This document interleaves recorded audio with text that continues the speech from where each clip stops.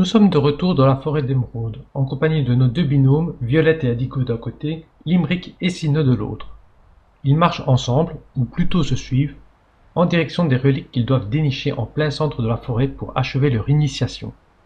Violette, toi qui ouvres la marche, comment te sens-tu? Que fais-tu? Que regardes-tu?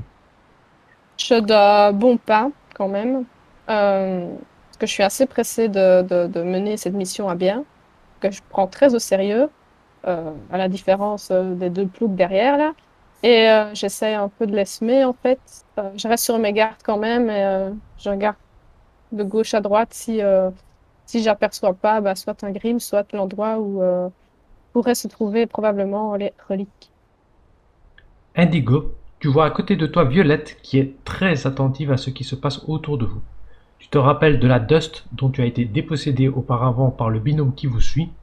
Comment le prends-tu? Bah ouais, s'oblige à prendre avec philosophie, tu dis bon bah d'accord, ok, ça m'apprendra à être aussi naïf. Donc de toute façon pour l'instant ma coéquipière c'est Violette. Donc on va suivre, on va peut-être faire la relique. Sûrement qu'ils vont en profiter ou qu'ils vont essayer de nous arnaquer, mais bon, ce qui compte c'est de réussir la mission au final quoi. Bah, Digo se force à être assez positif, enfin pas positif mais philosophe. Il garde quand même un œil sur les deux, mais essaie surtout de voir où est le danger quoi. Derrière, nous retrouvons Limerick et Sina. Limerick, Sina, même question qu'à vos prédécesseurs. Vous qui faites équipe bon gré mal gré, comment vous sentez-vous? Qu'en pensez-vous? Moi ça va, j'ai les mains derrière la tête, j'avance nonchalamment, mais en restant quand même à portée de pas de nos guides, j'ai envie de dire. Voilà, tout va bien. Je suis détendu, le temps est agréable.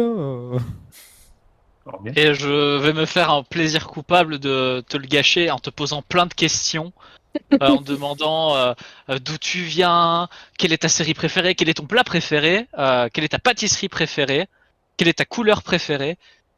Ah, le Et vert, comme ses yeux, laissez-moi deviner. Si tu le dis à voix haute, attention, ça va pas entraîner la même réponse, hein. Elle l'a dit à voix Je haute. l'ai dit à voix haute complètement. Alors je vais te répondre, alors poupée, on a déjà craqué pour mes beaux yeux verts.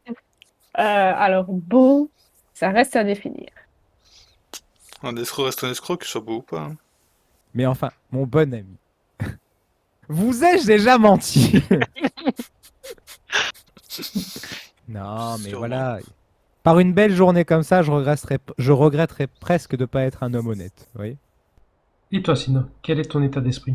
je suis trop content, quelqu'un accepte enfin de traîner avec moi. Du coup, comme j'ai dit, je le harcèle de questions, je lui pose plein de questions. Je pars, tu sais, je pars sur un sujet et je dévie sur 5 autres en même temps. Moi, je suis là, je J'essaie. réponds à tout. Je suis attentif. Ah ouais, bien sûr. Et donc, du coup, c'est quoi ton numéro de carte bleue? Non, je rigole. Non, mais plus sincèrement, je lui pose plein de questions et j'essaye de rester quand même plus ou moins proche de l'autre groupe. Ça, en tirant peut-être un peu même Limerick s'il est un peu traînard, pour essayer de les garder à l'œil au cas où si on se fait encore attaquer par des grimes. Vous traversez donc cette forêt. Par chance, aucun crime ne vous a attaqué sur la route. Après un long moment, vous voyez au loin des ruines. Quelques instants après, vous êtes sur une place d'un ancien temple. Et, à son centre, vous voyez plusieurs socles. Sur deux d'entre eux reposent deux pièces d'un jeu d'échecs en or. Vous comprenez que vous êtes les derniers binômes à arriver sur les lieux, et il ne reste que les pions représentant un cheval. Bah, je lui dis, vas-y ma petite, va choper le cheval. Bon, ben, mission, mission réussie et je vais choper la pièce. Je me dirige vers l'autre, mais en gardant un œil à Limerick, m'assurer que... Limite en essayant de mettre limite entre la pièce et Limerick pour pas qu'il fasse un sale coup.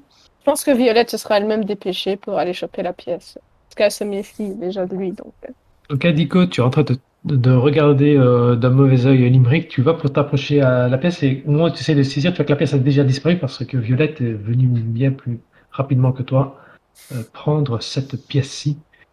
Et votre mission est terminée.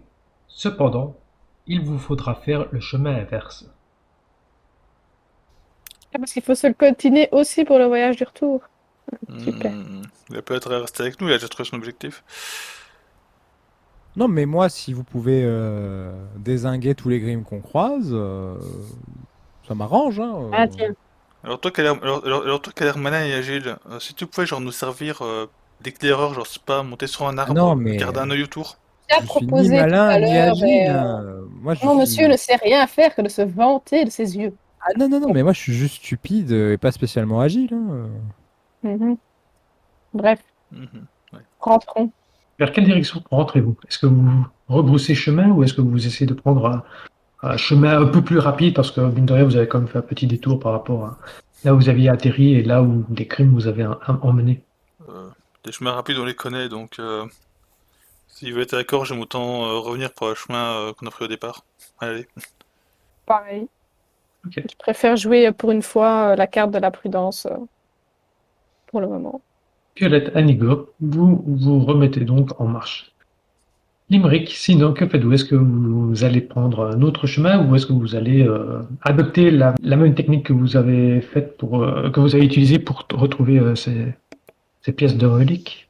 Ah oui, moi, je dis, on les suit, ma poulette. Bah, ce serait vraiment bête qu'il leur arrive quelque chose en chemin. Bah, Allons-y. absolument, N'est-ce absolument. pas?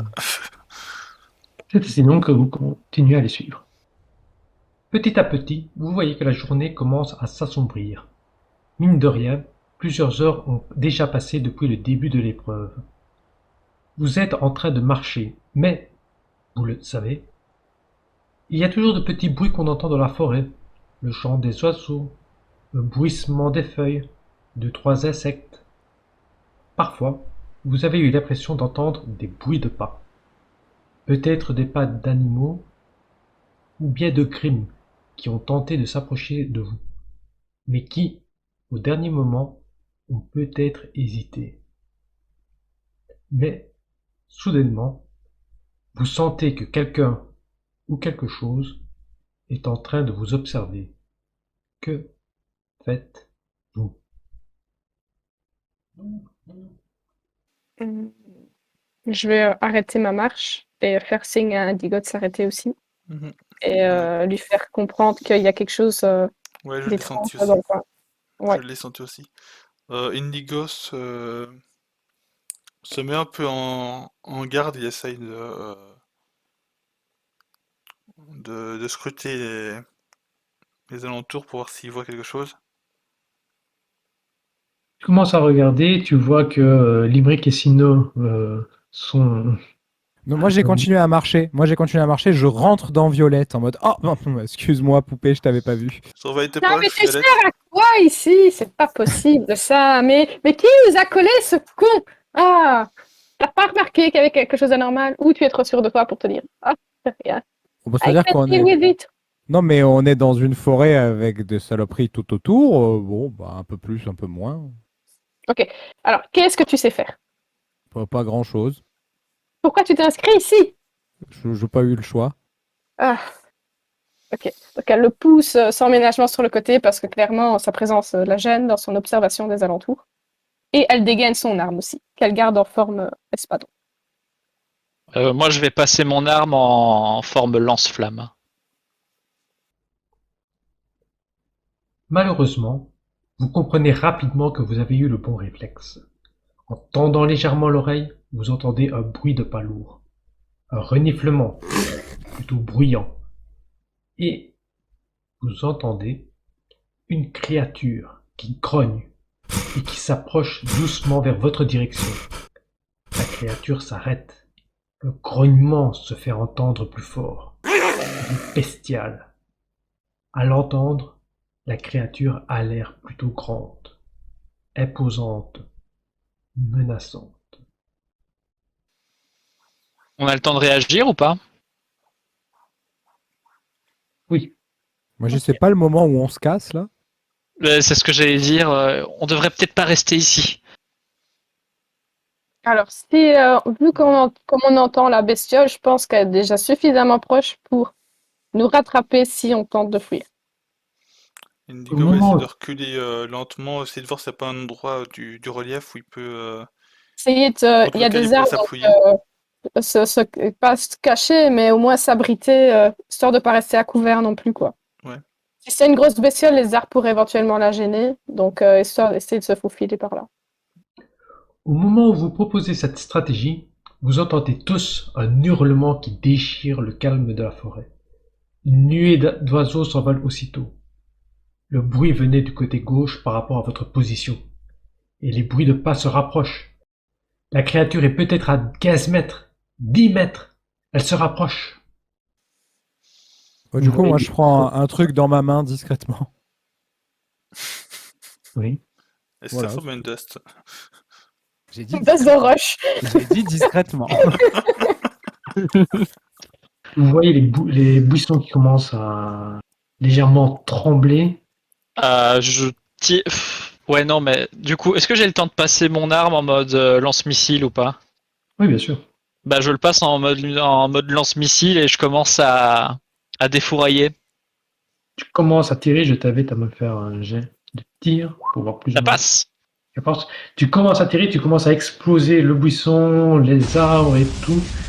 Et après un moment, une fois que la fumée s'est dissipée, vous voyez quelque chose de plutôt impressionnant, quelque chose que vous n'avez jamais vu. Vous voyez apparaître devant vous un Beowulf, mais ce n'est pas un Beowulf comme les autres. Vous voyez qu'il fait environ 3 fois la taille d'un Grim normal. Mais qu'est-ce que c'est que ce truc? Et il Vous laisse voyez. ça dans la forêt pour les premières épreuves de l'école? Mais c'est des fous, c'est des fous. C'est pas impossible Oui. qu'il ait échappé à la surveillance des profs, non? Il Quoique, paraît non. qu'il y a une première année qui a croisé un Grim troll dans les toilettes une fois. Ok. Alors, j'adore essayer de combattre ce genre de choses, mais clairement, là, on fait pas le poids. Donc, Ouais, je prends pas le temps. Tu sais, je tire par le col comme ça, Limerick et quiconque me passe Mais c'est- par la main En fait, Du coup, et j'essaie de les tirer dans la direction opposée. Je 3 fois la taille d'un Grim normal, en gros, il fait 6-8 mètres, quoi. Tu vois que c'est de long, effectivement, il doit faire environ 3 mètres. Un peu plus de 3 mètres. Tu Ah, ok, sais d'accord. que quand des Grimm vivent très longtemps, Ouais, ça grossit. tu as entendu que certains pouvaient être vraiment grands, genre très très grands, et apparemment vous avez face à vous un Grimm alpha, Grimm qui a évolué. On ne sait pas encore comment ni pourquoi certains Grimm, avec le temps, deviennent de plus en plus gros ou semblent être même de plus en plus intelligents. C'est un mystère qui jusqu'à aujourd'hui n'a pas de réponse, mais là vous êtes face à un Grimm qui clairement n'aurait pas dû se trouver dans la forêt d'émeraude. Ou alors le professeur Ospin a un petit peu abusé de votre potentialité. vu sa largeur, est-ce qu'il y a un endroit où on pourrait, genre, enfin, pas le bloquer, mais genre, un endroit où passer et que lui ne passerait pas, en fait? Genre, pour passer par là, pour essayer de gagner du temps. Là, c'est plutôt compliqué dans la zone où vous vous trouvez. Par contre, sinon, étant donné que tu étais la première à vouloir bouger, je t'invite à me faire un jet de réaction, à savoir un jet de physique, parce que le Grimm s'est déjà jeté sur vous à une vitesse fulgurante. 8, ça passe. Tu réussis à pousser à terre Limerick qui lui-même pousse à terre Violette et Indigo comprend rapidement qu'il faut également s'écarter et vous voyez ce Grimm qui passe au-dessus de vous, qui s'arrête 2-3 mètres plus loin dans un bruit assourdissant. Vous voyez d'ailleurs que à chaque fois qu'il pose sa patte, il y a une trace énorme sur le sol. Et vous voyez les yeux flamboyants de ce Grimm qui est en train de se demander lequel d'entre vous va être sa première friandise. Que faites-vous? Vous pressentez que si vous voulez suivre, vous pressentez que si vous voulez survivre à ce pisteur en tant que jeune chasseresse et chasseur, c'est à vous de régler ce problème. Vous avez signé pour ces situations. Que faites-vous? Dans l'ordre, on va commencer par Indigo, celui qui était resté debout. Que faites-vous? Bah donc, du coup, c'est... bon, bah, comme je comprends que ça sert à rien de fuir, de toute façon, ils vont nous courser, donc je me mets, je me mets devant, j'ai mon bouclier devant, j'ai ma seconde dust dans la main. Je regarde méchamment un instant Imric, l'air de dire c'est là, tu l'auras pas. Et je lui dis, bon, je n'ai pas la moindre idée si je vais pouvoir le retenir, genre, ne serait-ce qu'une seconde. Donc, butez-le vite.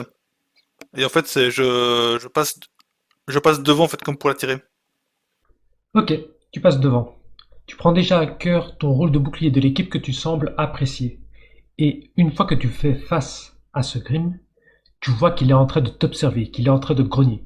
Il lance un long hurlement lupin et tu vois qu'il s'apprête à se jeter sur toi. Ah, En fait, ce est-ce que que je vais essayer de faire. quand il fait un hurlement, Oui. est-ce que je peux utiliser ma semblance pour réagir? Tu peux utiliser ta semblance pour réagir. Je rappelle qu'à chaque fois que vous utilisez votre semblance, vous utilisez un point d'aura. Eh ben, du coup, je voudrais utiliser ma semblance pour lui jeter ma dose de rush dans la gueule au moment où il hurle.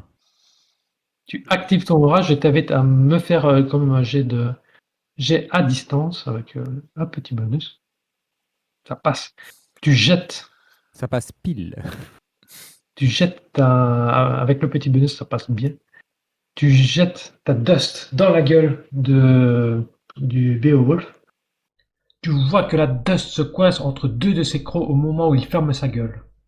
Une petite explosion se produit. Tu vois qu'il y a de la matière qui vient de se former instantanément. De la roche s'est créée depuis le morceau de dust que tu as lancé. Vous pouvez voir plusieurs crocs sauter dans les airs au même moment. Vous entendez un cri de colère venant de ce Grim Alpha, qui ferme violemment sa gueule mutilée et brise le rocher. Vous pouvez voir que toute une partie de sa mâchoire a été plus qu'abîmée. Une aura sombre émane de ce Grim en rage. J'ai un Indigo, tu vois, c'est un mec qui l'avait mangé, la Dust. Ouais, ouais, c'est le petit loup qui l'avait mangé qui l'a ramené au gros loup et le gros loup. Ouais, d'accord, prends un con. Joli lancé en tout cas, bien joué. Faut aussi faire des choses. C'est pas moi. Sinon, Violette, que fais-tu pendant ce temps? Moi, Violette, j'essaie. j'ai une idée. Quoi? Couvre-moi. Et je commence à courir en direction de la créature, mais sur son flanc. Mais explique-moi ton plan, on va te courir comme une dératée. Mais qu'est-ce qu'elle Du coup, fait? je Ok. passe mon canon en mode lance-flamme et comme c'est des munitions, enfin c'est des munitions normales, du coup ça va faire en choc. Ce que j'aimerais faire, c'est aller sur le flanc et tirer sur une partie du Grim qui le renversera comme ça. Et ça, je le crie en courant. S'il est renversé, tu pourras toucher son ventre. Il n'y a sûrement Dans ce pas cas, d'armure là. je vais faire diversion pour l'attirer. Enfin, pour qu'il te monte son flanc. Ça marche. Go. Très Donc, bien. je passe en mode double lame histoire d'être plus rapide. Et je viens titiller la bestiole. Donc, tu es en train de te rapprocher, je t'invite à me faire un jet d'attaque au corps à corps pour un petit peu commencer à... J'essaye pas forcément de lui faire des dégâts, mais plus de l'énerver histoire de le divertir, quoi. oui, c'est pour voir si tes coups réussissent à le distraire. Ok, go. Ouh, ça passe. Tu commences à l'attaquer, tu entres dans une joute avec ses pattes et ses griffes, le distrayant. Pendant ce temps-là, toi, Sino, tu arrives de l'autre côté, tu plantes ton arme au niveau du flanc, et je vais te demander, parce que le Grim qui est en train d'être gêné un petit peu par Violette, t'as tout de même repéré et va essayer de te donner un coup de patte arrière. Je te demande de me faire un jet de physique. Cependant, grâce à l'action réussie de Violette, tu as un bonus de 10%. Nice. Ça ne passe pas. C'est une blague. Non. Je risque ma vie et tu foires ton truc. Ah, c'est une esquive, ça va. Tu dis ceci au moment où Sino se prend un violent coup de patte au niveau du thorax. Sino, tu es projeté au loin. Au moment où tu retombes au sol, il y a un espèce de champ protecteur qui est en train de pétiller tout autour de ton corps. Tu perds un point d'aura parce que tu as encaissé une attaque qui t'aurait tué si tu ne l'avais pas activée. Tu te réveilles, tu as la tête qui te sonne un petit peu et tu vois quelque chose qui te fait pas plaisir, c'est que au moment où il t'a projeté et qu'il s'est aperçu de ta présence, le Grim semble ne plus faire grand cas des coups d'épée de Violette. Il pense que tu es probablement la cible la plus simple à éliminer pour l'instant. Du coup, Limerick, Indigo, Ouais. vous êtes au loin, vous voyez que Violette essaye d'attaquer le Grim, mais que le Grim finalement réussit quand même un petit peu à la contenir, et vous voyez qu'il est en train de se rapprocher dangereusement de Sino, qui est au sol, qui semble avoir pris un grand coup. Que faites-vous? Indigo, ce qu'il va faire, c'est qu'il va foncer en fait à la fois pour attirer l'attention du Grim, pour essayer de porter en fait au Grim une sorte de coup de bouclier en fait, et éloigner un petit peu de Sino, ou en tout cas reprendre l'aggro. Et c'est possible en fait, l'idée c'est que il porte un coup et en fait par-dessus son bouclier ou par le côté du bouclier, il porte un coup d'épée en même temps. Vas-y, je t'invite à me faire un jet de corps à corps pendant que tu es en train de foncer vers le Grim Alpha pour essayer de repousser. Le jet d'attaque passe. Tu avances vers lui, je t'invite à me décrire quelle va être ton action pour bousculer ce Grim Alpha. Hey, oh, saloperie! Et en fait, ce que je fais, c'est que je fonce vraiment avec mon bouclier devant, en fait, je tape. Bah, est-ce que sa gueule est à hauteur de. Est-ce qu'il a baissé sa gueule pour se rapprocher de Tino, ou est-ce que seules ses pattes sont à portée? Non, au moment où tu te rapproches, tu arrives quand même à hauteur de la gueule de ce Grim, parce que tu vois qu'au moment où il repousse un petit peu Violette, il est en train de plutôt s'abaisser pour comme s'il allait bondir, et c'est à ce moment-là où tu arrives au niveau de son museau. Ce que je fais, c'est que du coup, avec mon bouclier, je le tape aussi violent que possible sur son crâne. Et puis, juste après, avec mon épée, en fait, je vais passer sur le côté. Je vais frapper sur le côté pour essayer de toucher sa nuque avec mon épée. Donc à l'endroit justement en dehors de sa plaque faciale. Effectivement, tu réussis à un petit peu le gêner, tu plantes ta lame au niveau de la nuque de ce Grim. Tu vois ta lame qui commence à s'enfoncer dans ce qui semble être cette chair étrange de Grim. Ton épée réussit à tenir, sauf que d'un mouvement de patte, il réussit à te rejeter un petit peu plus loin. Tu vois ton épée qui est toujours fichée dans le cou du Grim, mais Ah bah j'ai une idée. tu l'as porté un coup assez violent. Mais du Est-ce coup, que, Limerick, toi est-ce qui que as moi fait cette action. je peux courir en prenant appui sur un arbre, quitte à me servir d'une balle de dust devant là pour aller plus vite, Mhm. et mettre un grand coup de pied dans l'épée. Tu peux, je t'invite de fait à me faire non pas un jet de physique, mais un jet de combat au corps à corps. Ça passe. Et je t'invite à me décrire exactement comment tu vas enfoncer encore plus cette épée dans Du coup, la nuque du Grim. je prends mon élan et je me jette et je vois la scène en fait et je m'apprête à sauter, je tire une balle devant à mes pieds là pour prendre l'appui grâce à la dust et je me projette à pleine vitesse sur l'épée et dans les airs je fais un magnifique 360 et je mets un grand coup de pied du pied droit dans le plat de la lame avec ma jambière pour accompagner le mouvement d'épée et pour finir de décapiter le Grim. Tu donnes un violent coup, tu vois l'épée qui continue à euh, forcer de plus en plus au niveau du Grim, et après un moment, tu vois la tête qui tombe au sol, et vous voyez le corps du Grim qui s'affaisse devant vous. Vous voyez d'ailleurs qu'il commence petit à petit à partir en poussière, mais ça prend un petit peu plus de temps que les précédents Grimm que vous avez affrontés. Vous avez réussi à vaincre ce Beowulf Alpha, et vous voyez que au fur et à mesure que vous commencez à reprendre vos esprits, à reprendre votre souffle, vous voyez qu'il commence à se désintégrer, et au final, vous ne voyez plus qu'un petit tas de sang qui s'envole dans les airs. Je vais quand même aller près de Sino parce qu'elle a quand même été sonnée, la pauvre. Bien Donc joué. je vais près d'elle, là, voir si tout va bien. Tu sais, je suis en train de m'enlever des petites plantes, etc., des feuilles de mes cheveux, et puis aïe.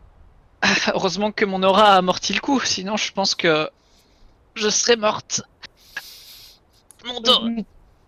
Je lui tends la main pour l'aider à se relever.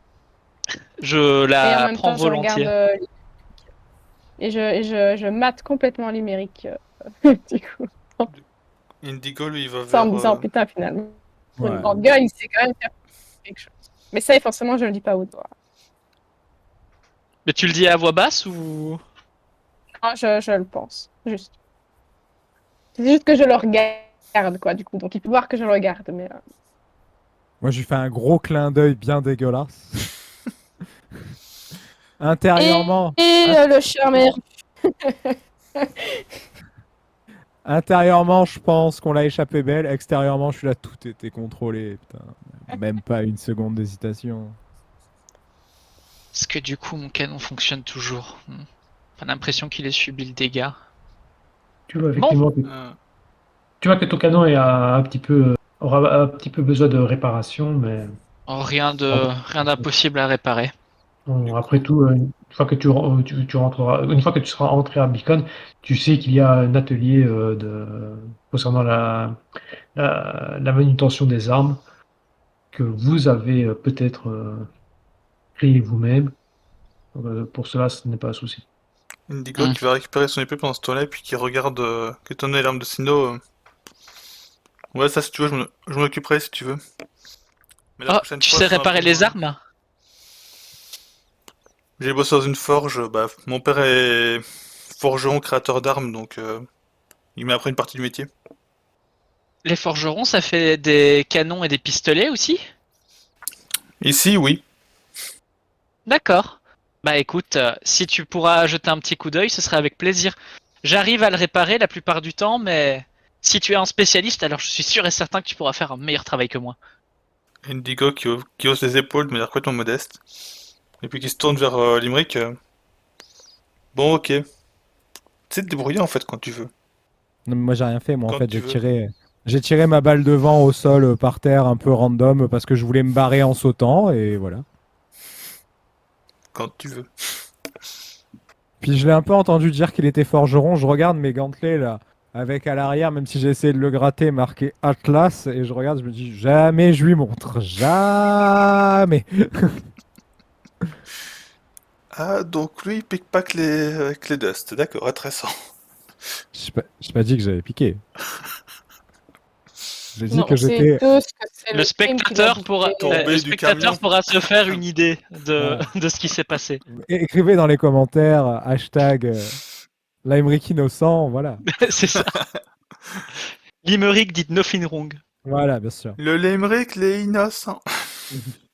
Je rejoins les autres un peu en ayant repris pleinement mes esprits et je leur dis, c'est pas que c'était désagréable de se faire frapper très fort et balayer sur un arbre, mais on a nos pièces, je pense qu'il serait peut-être temps de rentrer. Après cette dernière péripétie, vous faites votre grand retour vers l'académie de Beacon. Et du Et coup, je les harcèle de questions sur le chemin. le soir même, l'ensemble des étudiants de Beacon sont rassemblés dans un des grands auditoires.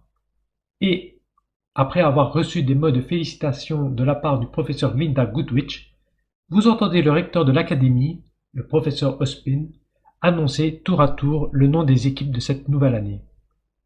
Lorsqu'il ne reste plus qu'une seule équipe à annoncer, Ospin prend un léger instant et dit: Et la dernière équipe à avoir ramené les 2 pièces du cavalier sont Violet Hopes, Indigo Field, Limerick Astray et Sinople Pénélope. Ensemble, ils composeront la team Ulysse, et leur capitaine sera Violet Hopes.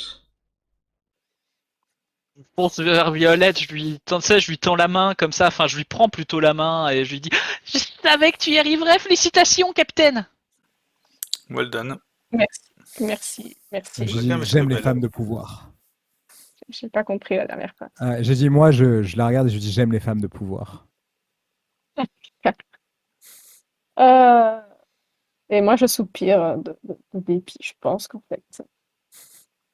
Le remarque à tous les deux contrebalance la joie d'être enfin dans une équipe. Là, voilà. Ça va pas être de tout beau, tout ça. Ça va être une année intéressante.